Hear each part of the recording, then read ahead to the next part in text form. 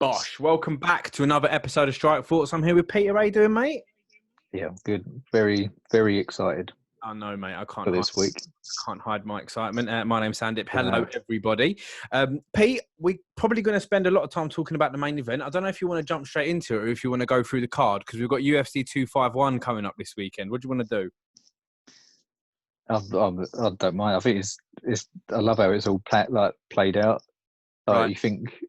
I was thinking like, I was gutted last week when they pulled it.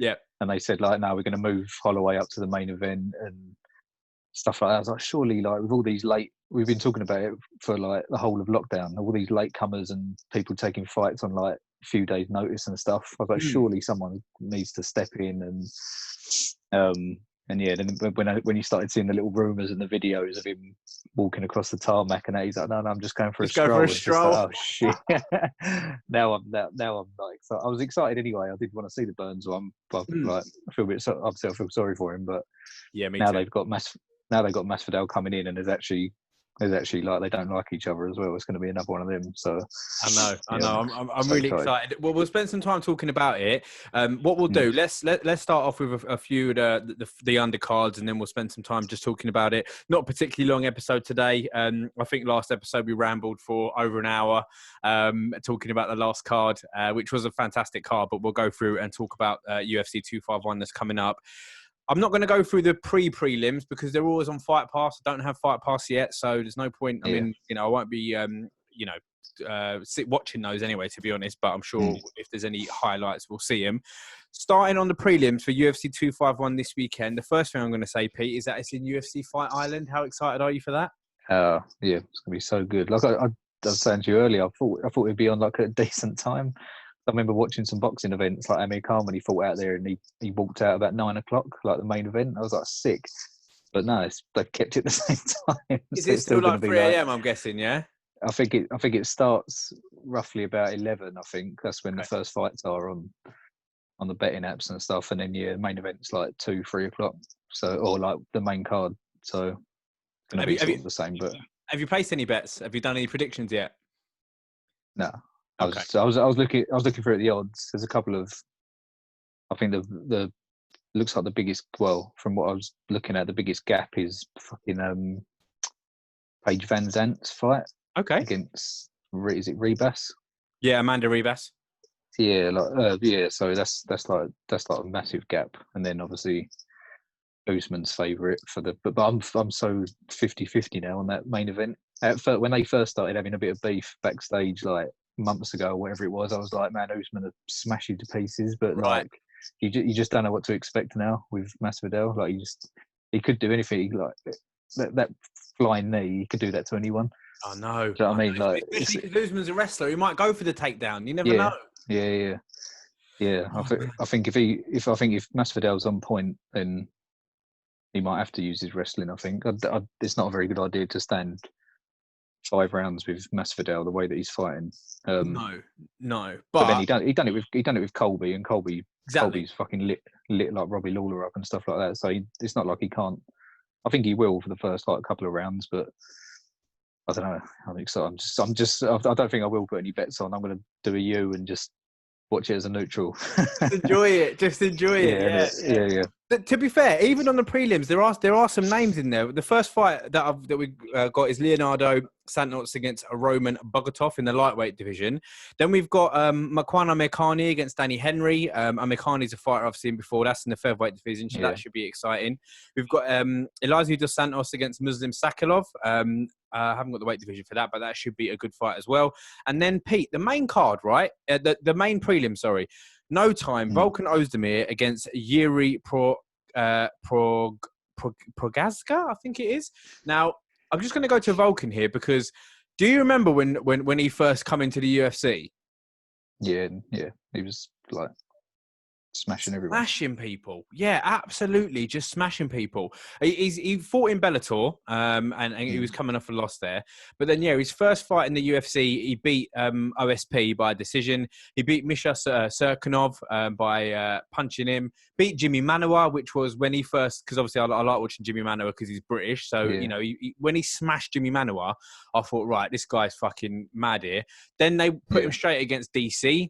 And, it's a bit of a big jump, so he didn't do too well. Then they put him against Anthony Smith. He lost that. And they put him against Reyes, who, again, an elite fighter, and he lost that as well. However, his last 2 fights, he's beat Latifi, and he's beat Alexander Rakic as well. So, it's a bit of a. He's only had 21 MMA fights, 4 losses. I remember, he got really, really quick a title shot because people thought he'd be the next big thing. But he's going against a relatively unknown fighter. And what do you think about this fight, Pete? What was the title shot? Is it DC? DC, yeah. Oh right. Okay. You just reeling them off. It sounds a bit for someone with that less amount of fights to get a title shot that quick. In his 4th UFC fight, he got a title shot. Yeah. And then I think one of them was quite. I'm pretty sure I don't think I watched it. The Reyes fight was quite dodgy. That could have gone either way. Everyone said that Reyes got a bit. That was a split decision. Yeah. Yeah. So he could have won. He could have won that. So I think he just he just seems like good all round. But maybe they did just rush him into it. Especially someone like elite like DC as well. Like with his grappling, it's just like different levels in it. But he's still up there. Like we saw how well Reyes done against John Jones, against like the best in the world, and it's just like if he can hold his own against Reyes, then he can go for another little surge, I guess. Definitely. The guy he's fighting, it's Yuri Prokaska. It's his first UFC fight. He's coming off an 8-fight win streak. He's been fighting in Rising. His last fight was against CB Dollaway, who's a UFC veteran, and he beat him by knocking him out. His last 7 fights have all been won by knockout. So he's no joke, don't get me wrong. But he's been fighting in Japan in Rising. He's a relatively unknown fighter in the light heavyweight division, sorry. So we'll see what happens there. But I am really excited to see that. I do like Volkan Ozdemir, to be honest. I like it. I like a quick rise from a fighter like that. But we'll see what happens. I'm excited about that. Light heavyweight division is one of my favourite divisions to watch because we've spoke about weight divisions and knockouts before, but it's one of the divisions where they still got the quickness, but there's still so much chance. There's such a high chance of a knockout. Such a high chance. Yeah, it's just a shame that not a shame, but these divisions where they've just had the champion there for so long and no one can topple him. It's a bit like you almost like lose interest. Like whoever's fighting him, I'm like, I want them to win. I'm just like, oh yeah, this guy's the guy to beat him. Like I thought Anthony Smith would do a lot better than he did. Obviously Reyes. The Reyes fight was close, Pete. Yeah, that was the most surprising and exciting one in a long time because he did go after him. It's just a shame that he sort of gassed out a little bit at the end. But them first 3, no one. He come out. It was like the exact same as like how McGregor come out against Cowboy. He just like straight across the ring in John Jones's face and like a massive straight left hand. I was like, what the fuck? Like no one does that. Everyone comes out and they're all cagey with him, and so like yes, that's hopefully that division sort of starts popping again. Because we are 5 minutes in and we've got the first mention of McGregor already. Next, the next fight. So we move on to the main card because I do just want to get into these fights because I'm like you, mate. I'm really, really excited. We've got Amanda Ribas, as we mentioned, against Paige Van Zandt. So she's a big favourite this year. Ribas is ranked though, so I'm surprised by that. What do you mean? She's a ranked fighter, Ribas. So I'm surprised that like it's got Paige Van Zandt. She's such a favourite. Like I was expecting it to be. Oh no, sorry, Thingy Bob's favourite. Van Zandt's the underdog, like massive underdog. Oh, okay. Yeah, sorry. Okay. Yeah, I think it's like something stupid. Like I think Ribas is like 1-8 on. I think stupid like that, like which is like mad odds. Fuck. But I guess Paige Van Zandt's coming off that she had like broken arm, didn't she? Like surgery and stuff, and she hasn't fought in ages, and she seems like she's more interested in Instagram. Well, I was going to say, you said she's coming off some surgery. Yeah, she had some cosmetic surgery as well, bless her. So, she's oh, God, yeah. She's killing it. She's focusing on what she wants to do. So fair play to her. That's it. Oh, yeah. I right, would if I had that body. Yeah, oh mate, yeah, unbelievable. She's got we got Jessica Andrade against Thug Rose as well. I am really, really excited for this one. I love Thug Rose. I think she's like just a fantastic fighter. I was really surprised with this one when I think the first fight is when Andrade dropped her on her head. Yeah, it was a slam, wasn't it? And I think like it wasn't too much happening at that point. Like I think Rose has got one of the best striking in the division.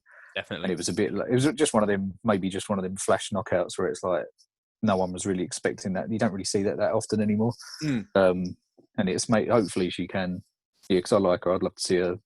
She's already mentioned she'd love to fight Weili Zhang, because she's like, oh, that girl's striking is like next level, but I think mine's better and stuff. So it's like I'd love to see that fight. Really, really But exciting. never know. Andrade's like red hot as well. Well, Andrade is, she was champ for, not long, obviously, got losing. She beat Rose, and then Zhang Weili beat her for the title. But, some of the names she's beat Carolina Kolkovic, she's beat Tisha Torres, Claudia Gadela, Angela Hill, Joanne Calderwood, Jessica Penn.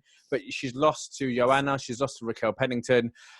I'm just really, really excited to see what happens there, especially with Rose, because Rose was coming off when she fought Andrade, she was coming off that 4-fight win streak. Mate, when she beat Joanna back-to-back, that was... Yeah. People couldn't believe it. People just could not believe it. Like, especially in the first fight when she knocked her out. Mate, unbelievable. Unbelievable. Was it both knockouts, wasn't it? Second one knockout as well. No. The first one was a knockout and the second one was a unanimous decision. But I remember in the second fight as well, she outclassed her. She just I'm sure I thought she dropped her again. Like her hands were just like, it's just they're like, it was so good because you got them clash of like personalities as well. She's just standing there with like no expression on her face, and you've got Joanna trying to like egg her on. It's just not working. But yeah, the fucking and also where it was a bit weird because she said she didn't really like being champion. She was like, I hated the pressure, and I think people have said that before. I'm sure like Matt Hughes or someone said that before. He's like, when you're champion, you've got all the pressure on you, and it's not even enjoyable. Or some people don't like it. Some people thrive in it, but like, I can imagine that sort of stress is as soon as you think to yourself, as soon as you win a title fight, you've got people in the crowd, front row, like pointing at you, going like, "I'm coming after you next," and all this. Like, fuck me, I've just done a 10-week training camp. Fucking give me a break.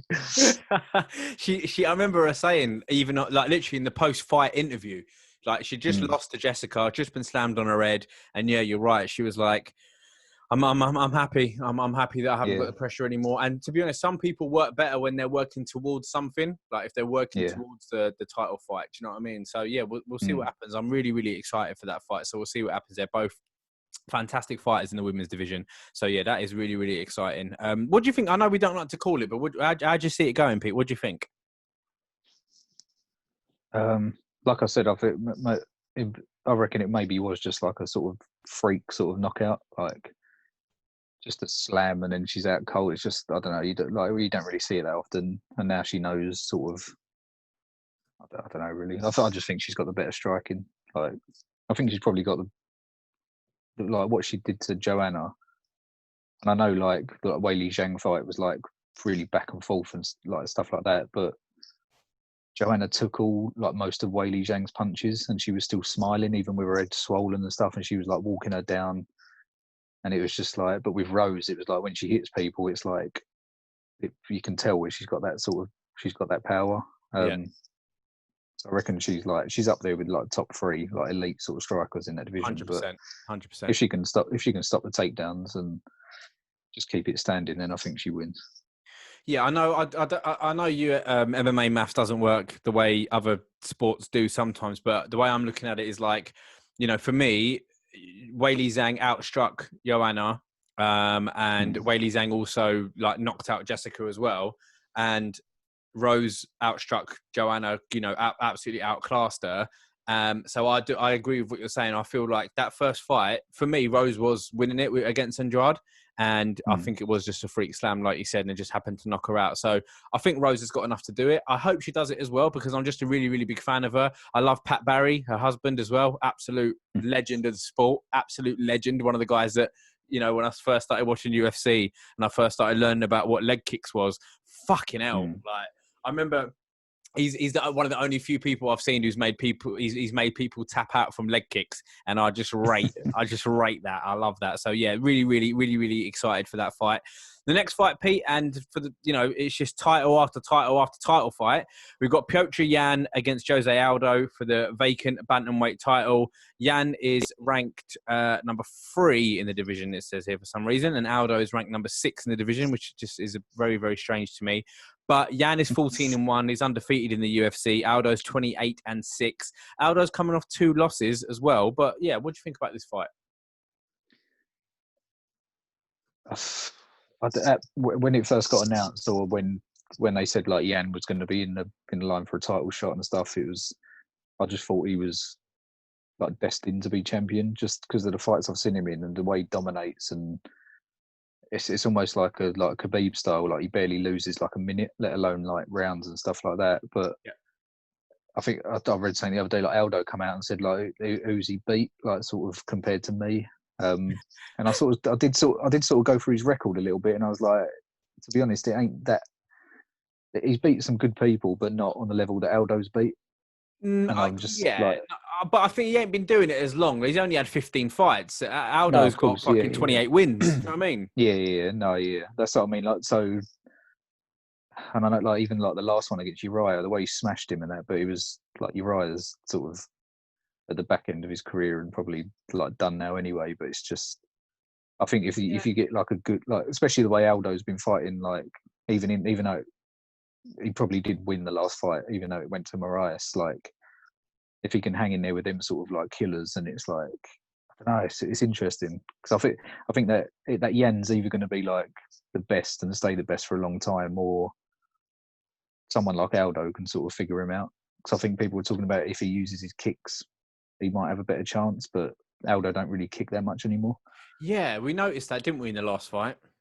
Maybe because of injuries, and I think someone said he's broken his foot a few times and probably fucks him up for the rest of the fight. But he was like, well, he was one of the like nastiest kickers. Like, his leg kicks were fucking horrible. Like, yeah, talk about fucking people tapping out from leg kicks and shit. Like, he smashes people, but it's gonna be interesting.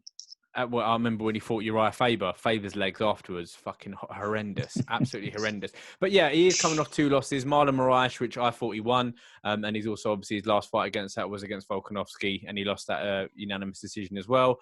His last 2 losses against that were back-to-back against Max Holloway, and then he also lost to some guy called Conor McGregor. But Pete, if Aldo loses this fight, what next? What do you think? What, for Aldo? Depends how bad it is. Very good point. Yeah, like, so I mean, like he did do so well against Moraes. Like,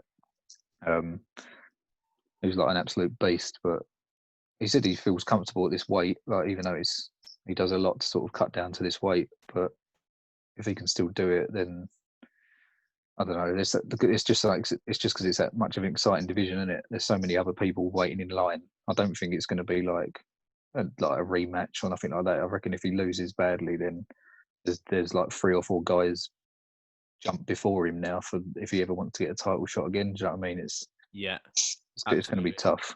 The most exciting bantamweight for me is Sterling for me, Aljamain Sterling. That's the one I'm looking forward to. So hopefully he gets the winner. Yeah, definitely. There's so many in there, but yeah, I think he looked the most impressive, and just for, like I said, how big he looked as well. Ridiculous, like, and he just smashed that. What's his name? I can't remember his name now. Oh, Sterling. Cody Stark. Yeah, who did he beat? Cody Stamen. That's it.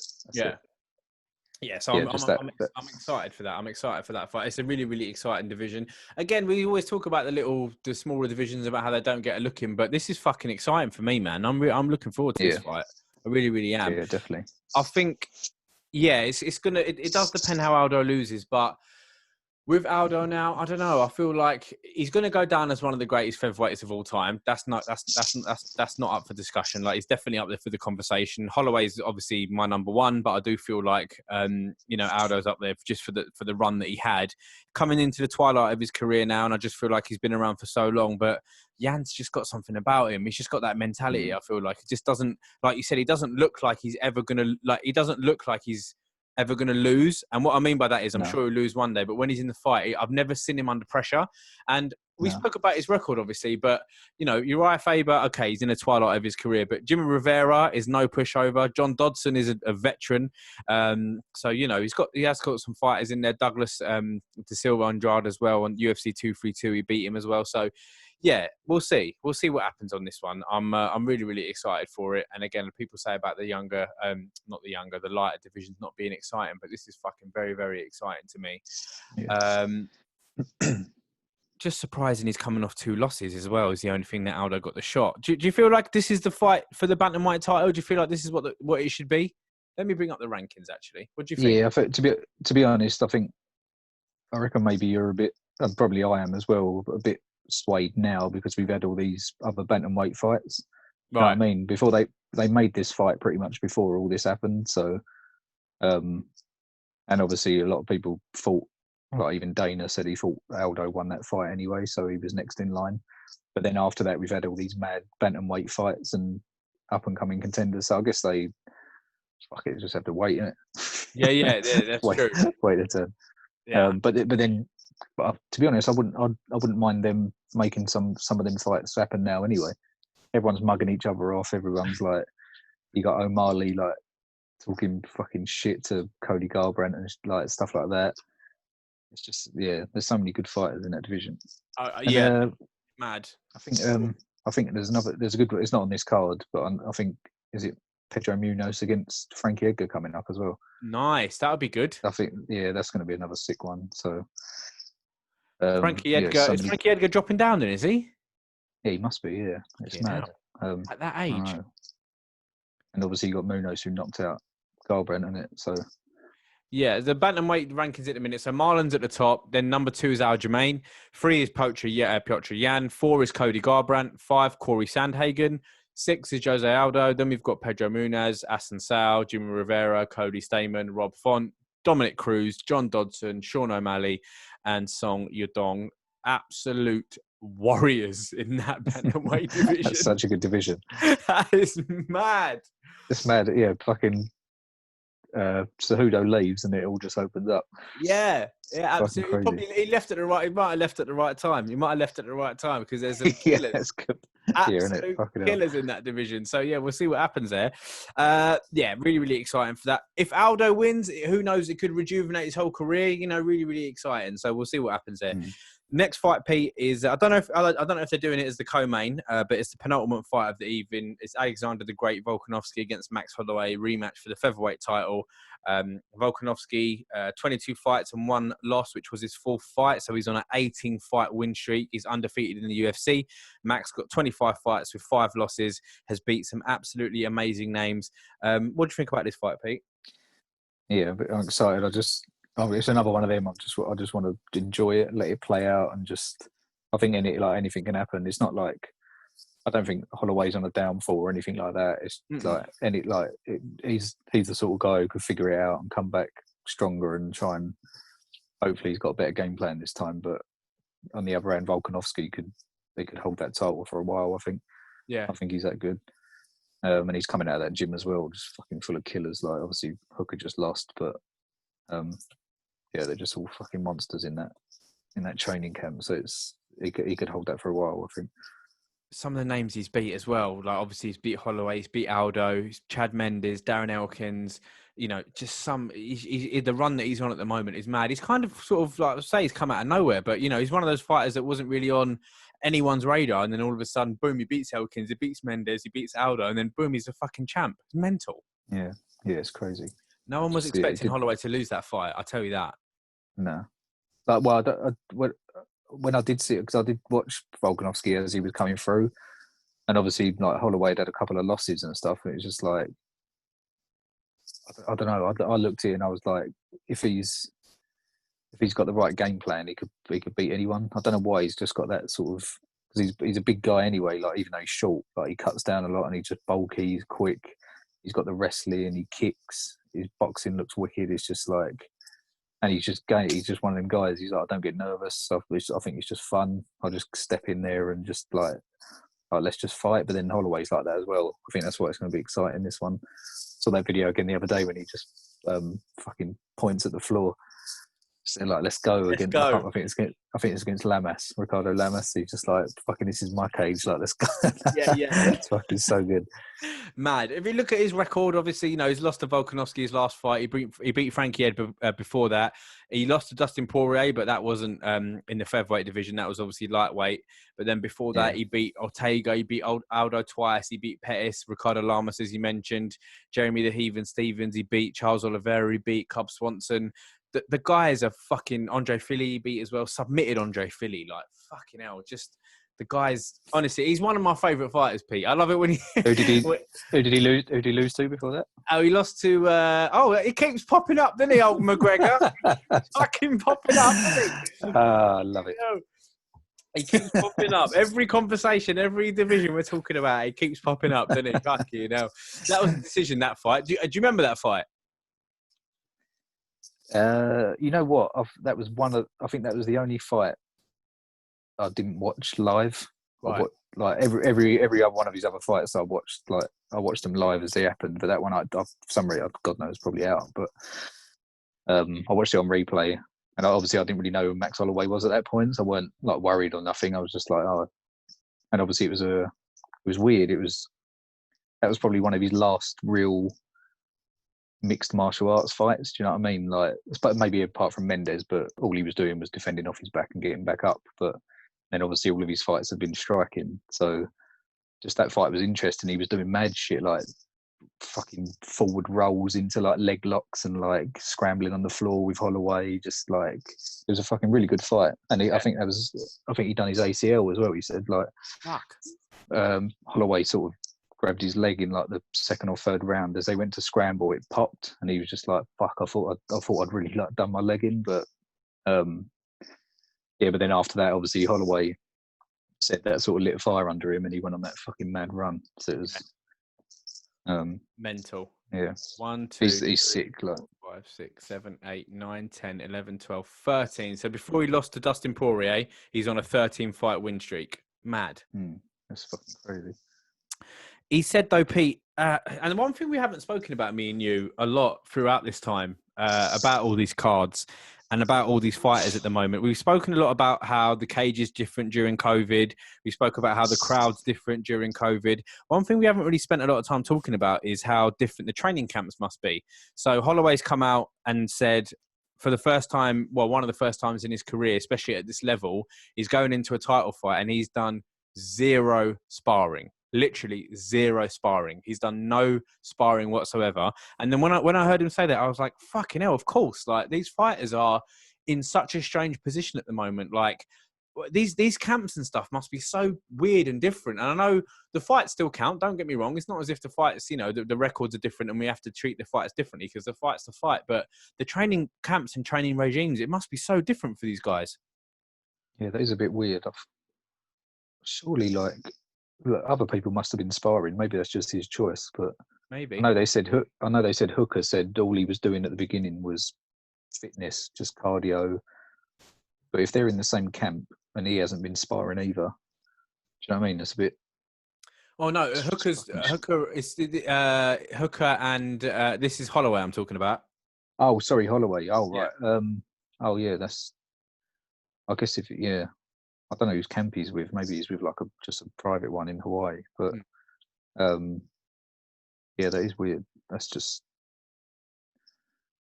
to have you, especially in a title fight. You know, you want your timing against someone like Volkanovski, and it's either that or he'll just come in completely fresh and just like hasn't been battered around for fucking 10 weeks.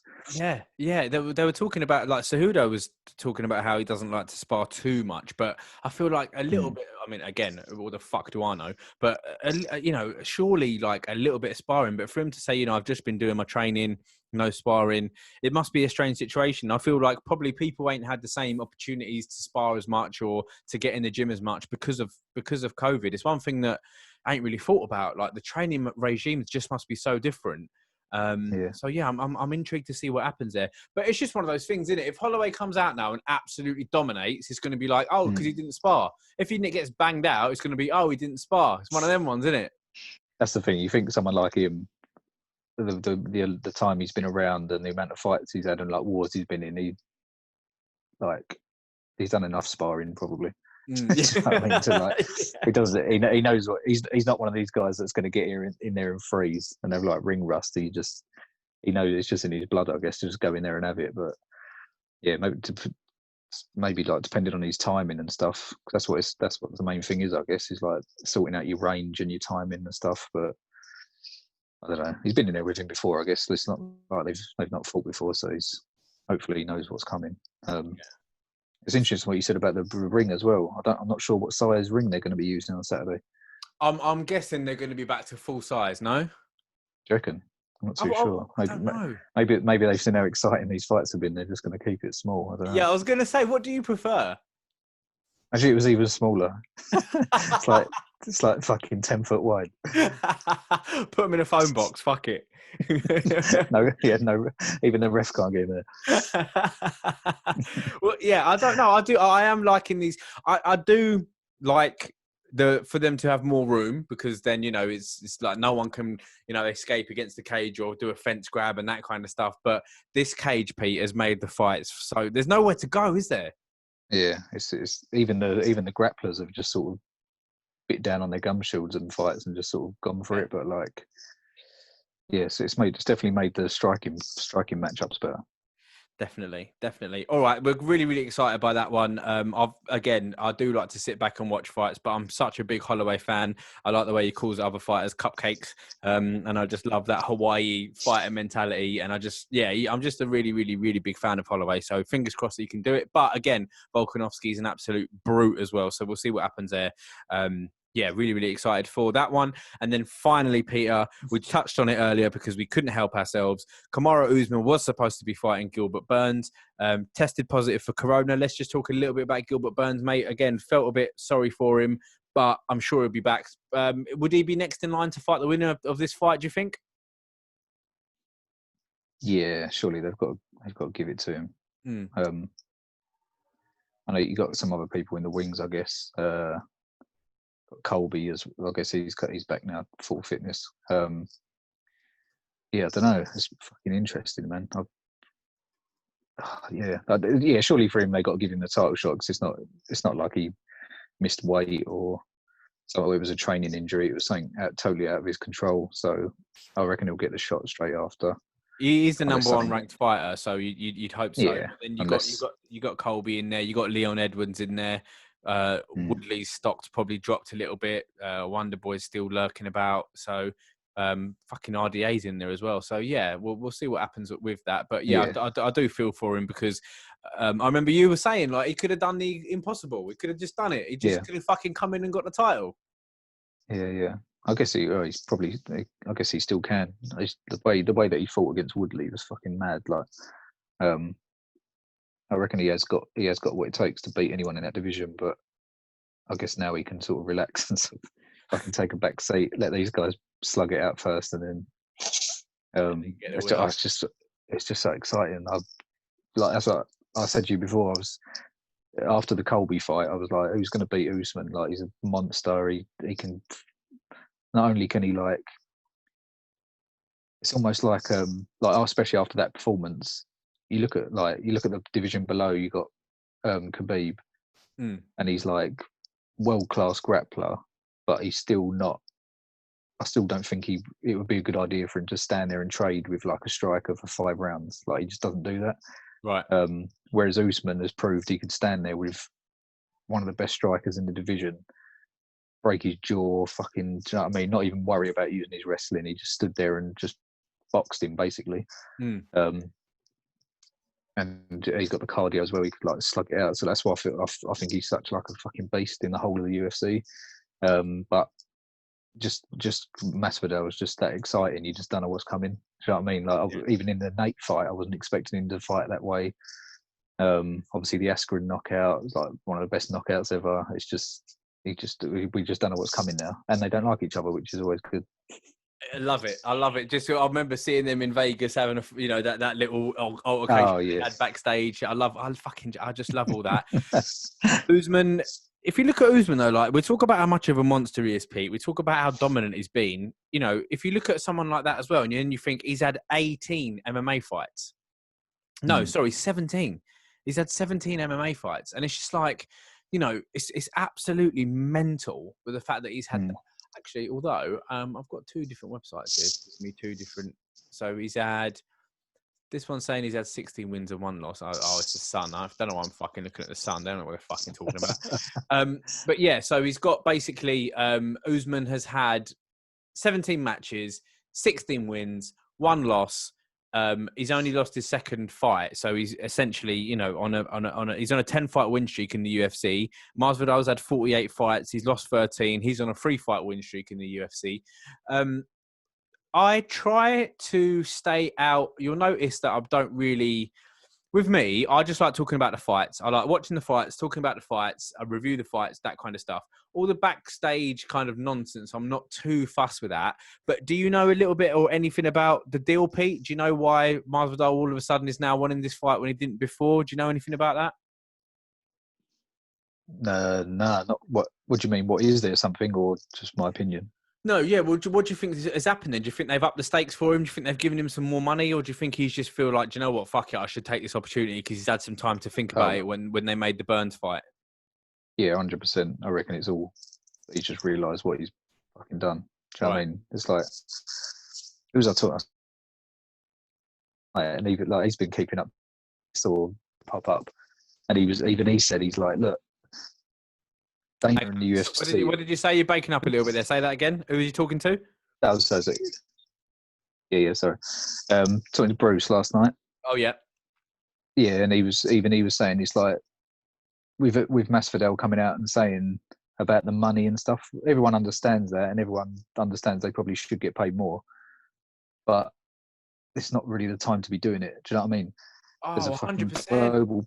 There's a global pandemic going on. Yeah. Dana and the UFC are pulling out all the stops and probably losing money at this point to try and keep the business going and keep everyone still involved. It's not the time to come out and go, oh, I want more money for this title shot. Like, great point. Just like but then that's what I mean. I think he has just realised that, look, this is my fucking chance.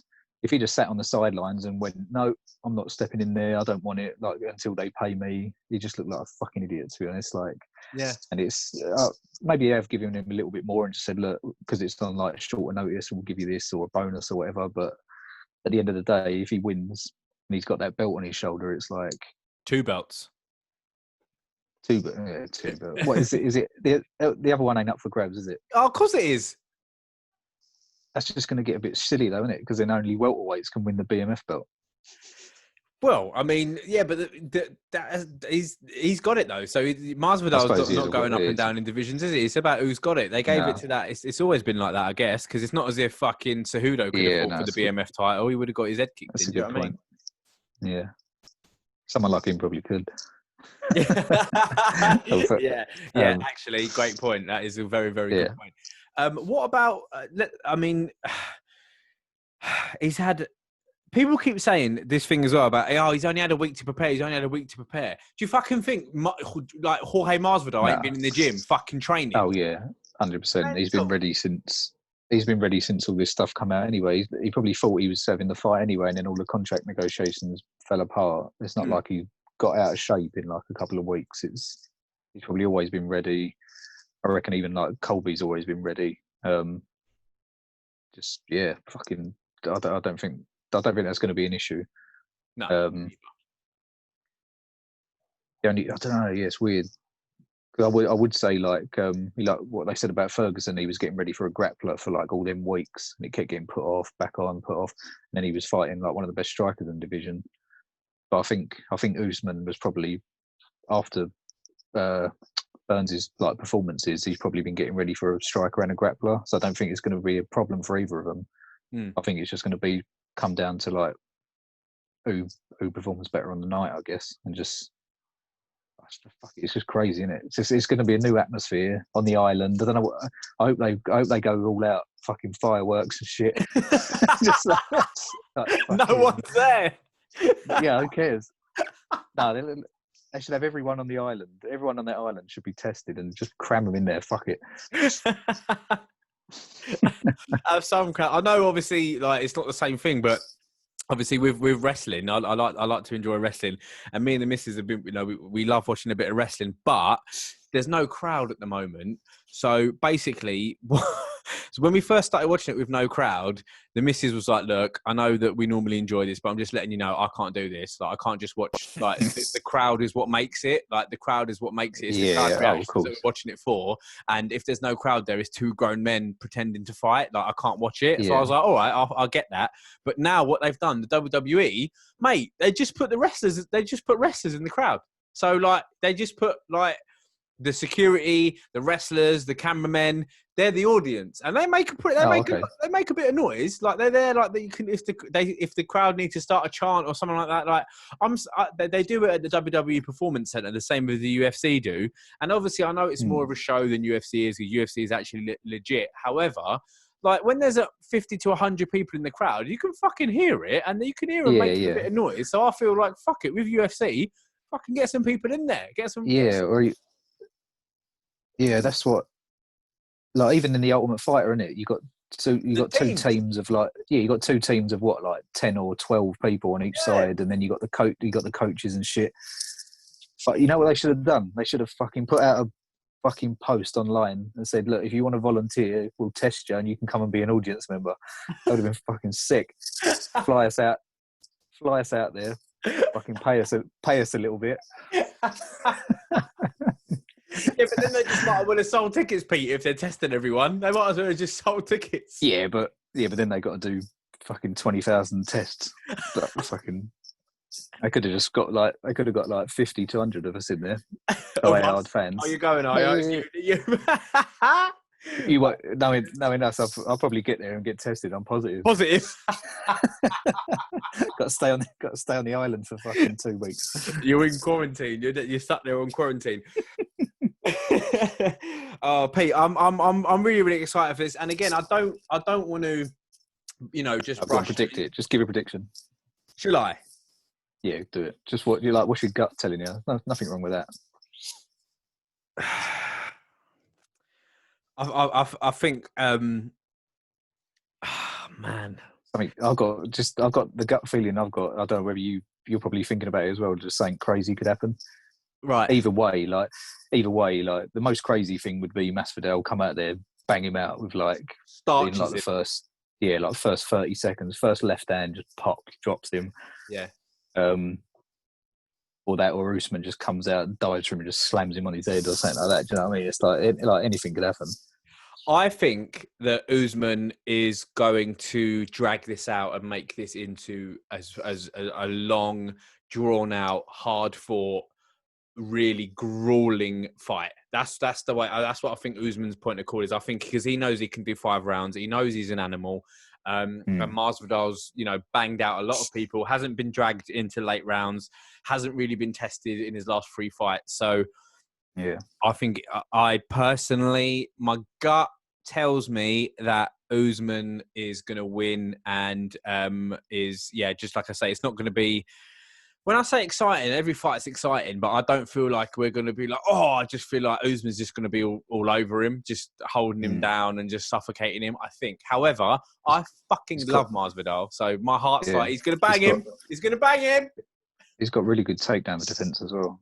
Like, I think he's got, I swear they said he's got one of the best takedown defenses in that division, like all the years that he's been there. Mad. I remember some of the earlier fights. It was like they were close fights, and he struggled a bit with his grappling. But yeah, if he can keep it on the feet and just like, he's definitely got more tools, I think, on the feet. Like even though Usman was throwing some kicks at Colby and shit like that, I think Usman's more of just a straight boxer and with his wrestling as well. Yeah. But then you got Masvidal can just fucking hit you from anywhere. Like when he knocked Till out, that was even now I look back at it in like real time. I watched it the other day and it's like, how did that even knock him out? It looks like just a little looping hook, and it was like, I don't know, man. What do you think though? What do you think? Who's going to win? I'd say Usman as well. Right. Like it'd be fun and exciting if Masvidal wins, but like this was something as well. Like I know anyone can get knocked out at any given moment, but I really can't imagine either of those guys' faces like eyes rolled back in their head, stiff as a board. No, I can't imagine. I just can't see it. I can see him just sort of. That's why I think it's going to be a war, Pete. This is going to be a fucking war. Yeah, definitely. Even if it is, hopefully it's like the Poirier Hooker fight, and it's just like maybe it'll come down to who gets tired first. But yeah, I don't know. There is something that's changed about Masvidal. He's definitely got that. He's got that aura about him, and that sort of. I think people like sort of fear him a little bit now. Even though Usman's probably saying he don't think he's in his league. He's definitely like going to be fucking wary of him. Well, actually, do you know what? Where is he actually even? Just looking at because I know division don't make much sense, but yeah, Masvidal is third. So yeah, man, it's oh god, man, it's just so fucking exciting. Pete, we're probably at a risk of just rambling for a long time again because we love fighting so much. However, you did. We're just coming up to about 40 minutes. You did mention the card that's coming up. I'll just quickly run through the next UFC Fight Island, but we will do a preview show properly on that one. But we've got some good fights. I'm not going to go through them all because we'll do that on our next episode. But going to the main card, it's Calvin Kattar against Dan Ige, and then Pedro Munoz against Frankie Edgar as well. That's going to be exciting. We'll talk a bit more about that as well. But yeah, Frankie Edgar dropping down.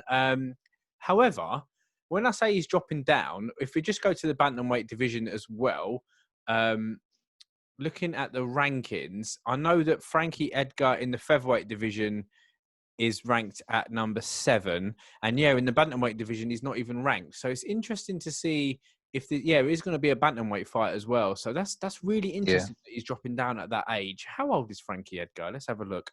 What do you think about that, Pete? Who was it? So what is bantam? So that's 135, yeah? Yeah. Fucking, there was a guy on, I can't remember his name now, George Lockhart, I think it was, on, he was on Joe Rogan's podcast with, oh, fucking hell, Jesus Christ. Names are flying about all over the place. McGregor's trainer, what's his name? Fucking hell. Kavanagh. John Kavanagh. Kavanagh, yeah. So them two was on there, and this other guy's like a nutritionist, and he said he works with like 200 fighters in the UFC, and they're saying about how he cuts people down a certain weight and he uses these special methods. And I'm sure they did talk about Frankie Edgar, and there's like special methods, like, PEDs in it. Ask TJ about special methods. No, but I don't know what. Apparently, it's salt. Apparently, he says he gives these fighters salt to replenish them, which is weird. Like you wouldn't think that, but he's saying all these weird fucking scientific names and shit. And I think they do get onto Frankie Edgar and said how he can he's a certain size and he can go up and down sort of when he wants.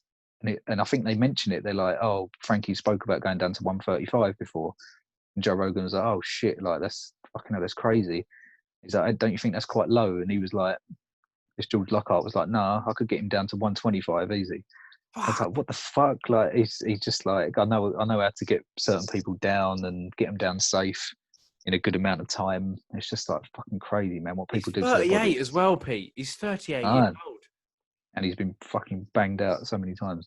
Oh god, he's been fighting for ever since I can remember. Edgar's been fighting. Like it's fucking mental. His first MMA fight was in 2005. I was 15. That's crazy, isn't it? Fucking incredible, absolutely incredible. But anyway, listen, we'll preview obviously UFC Fight Island 2. I guess they're going to be calling it, but this is UFC 251 that's coming up on the weekend. Anytime it's a numbered event, they always seem to just be amazing. So I'm really, really excited. Any final thoughts from yourself, Pete? Yeah. Guess what? Right, this is what's going to happen. Okay, go on. Go on. Only if Masvidal wins, right? If Okay. Masvidal wins by Oh, here like we go. I knockout know and it's what's coming. exciting. No, yeah. Fuck But you. it makes sense. Go It on. makes sense. So if he wins by knockout, I'd happily fucking watch McGregor come in and fight him for the welterweight belt. Right. If Okay. but I'd never want to. I wouldn't want to see him against Usman. That's my. And at least I'm being honest. Yeah, fair enough. I think he'd get smashed by Usman. But if it's a striking match, Yeah. oh god, imagine that. Imagine that if he just comes straight out on Twitter or straight out of retirement, like I'm out of retirement. Like if Masvidal wins, that'd be so fucking good. What about Gilbert? What about Burns, man? Poor Gilbert. Fucking hell. Nah, you can't risk. No, he's got to take a year off with that. You got to till a vaccine comes out. Oh, fucking hell. Do you know what? I love my crazy little whatever's going on in my head. It's Yeah, fucking mate, fun. listen. You're the best matchmaker that I've heard. Listen, these fights you put together in your head, I fucking love them. Do you know what? I would be absolutely lying through my teeth if I said I wouldn't want to see McGregor Masvidal. I'll tell you that now. Think of the shit talking. Think of just the shit talking. And you know what? Like, what was I watching the other day? That was one thing as well, where people said he hasn't carried his power into the welterweight division, and most of that is probably because of the Nate fight. And then I thought about it the other day. Masvidal was knocking everyone out clean, but he couldn't put Nate away either. Do you know what I mean? I reckon he's just got something in his head where he just doesn't get knocked out.